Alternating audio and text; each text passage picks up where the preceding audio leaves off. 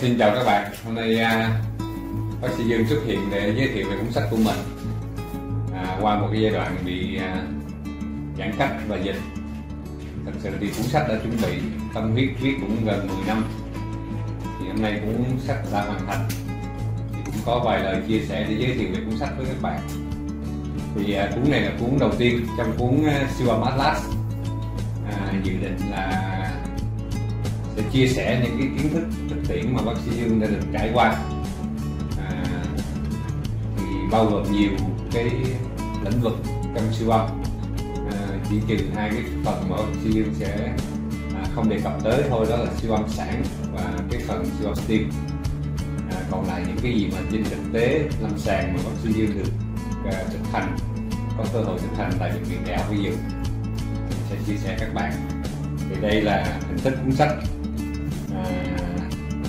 một cái tâm huyết và một sự cố gắng rất là nhiều, và thay đổi cái format liên tục.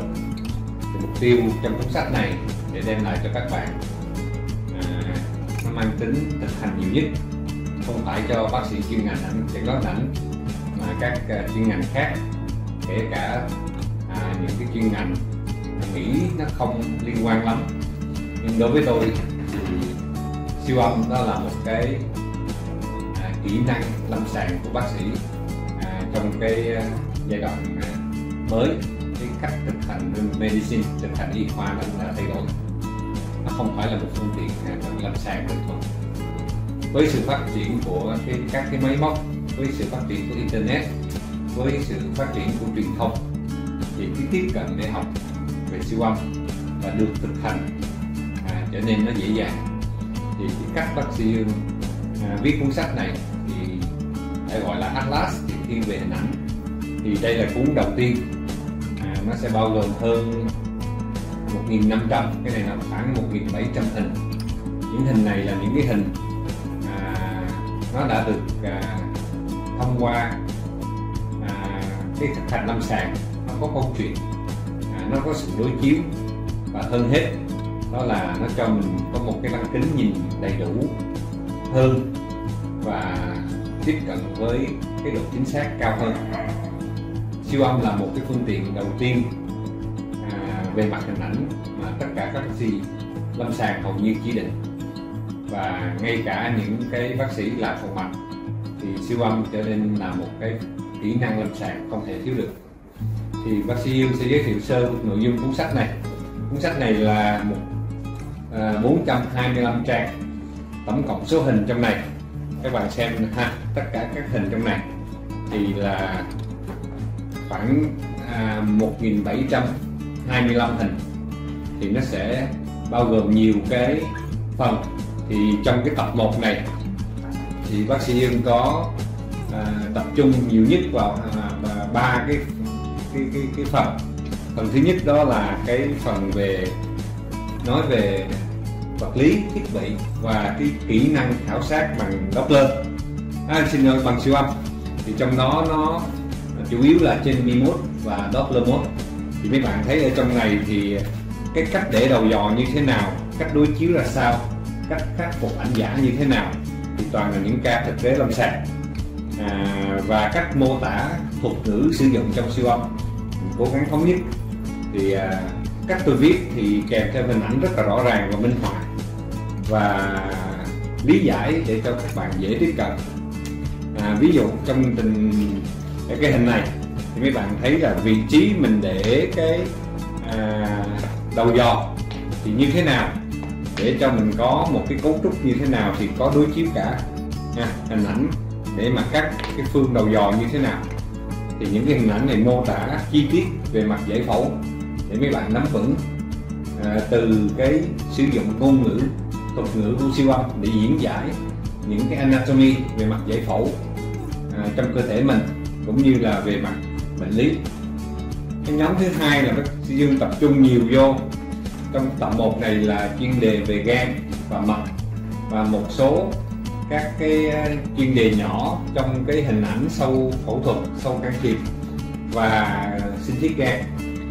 Thì với cái tổng số trang như thế này, với cái số lượng ca lớn như thế này, thì chỉ tập trung cho tập 1.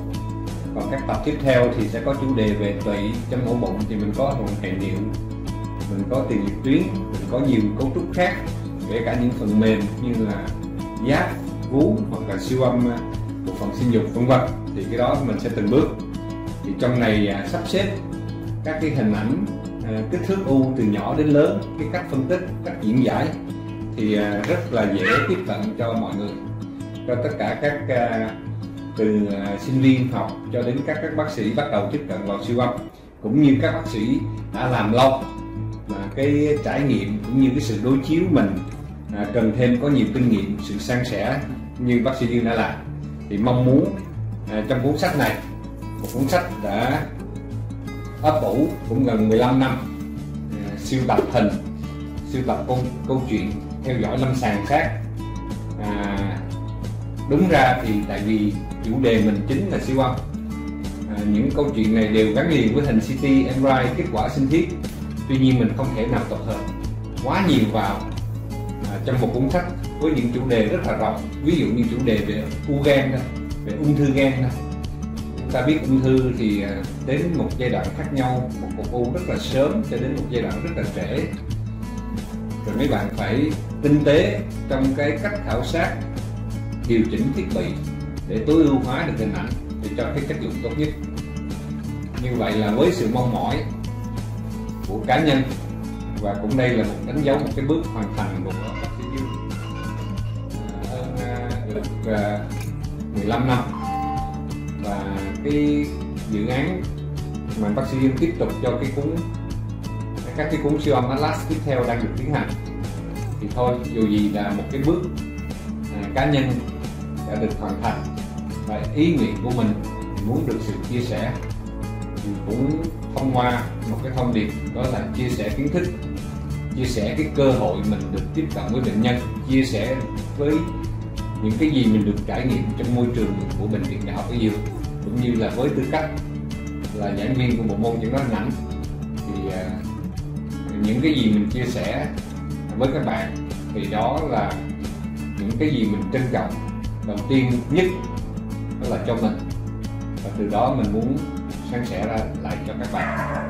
Thì mong mấy bạn đón nhận cuốn sách với một sự nhiệt tình và phản ánh để cho mình thấy được những cái gì mình cần hoàn thiện cho những lần tái bản, hoặc là cho những cái tác phẩm tiếp theo, đó là tập 2. Thì điều gì cũng mùa dịch đã hết, sản phẩm phải ra đời tới tay của độc giả.